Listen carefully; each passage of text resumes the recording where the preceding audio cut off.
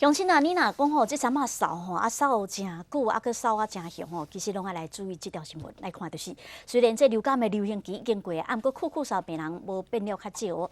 门诊最近就出现了真侪扫袂停的病人，有人讲已经扫袂个月啊。感染科医生发现有不少人是喂着这梅浆菌，啊，这种感染啊，必须爱用这抗生素来治疗。 流感流行高峰过去啊，不过最近被门诊也是出现不少人酷扫一直无好。感染科医生讲，一般感冒扫上侪2礼拜，不过这波扫无停的病人，真侪拢是喂着梅浆菌。若是无去看医生，那会扫真久，更可能引起肺炎。很多人感染到梅浆菌，造成呼吸道感染，甚至造成肺炎。那住院的病人也明显在增加。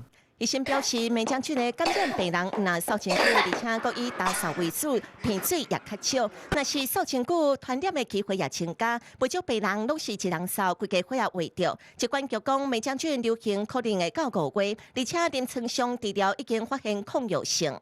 只要是细菌，都一定会有或多或少都一定会有抗药性的问题。应该是在治疗上还 OK 啦，但是还是要注意。 疾管局表示，目前将抗药性阁无真严重，而且医生建议扫真久拢无好病状，上好去病检查，才袂引起并发症。记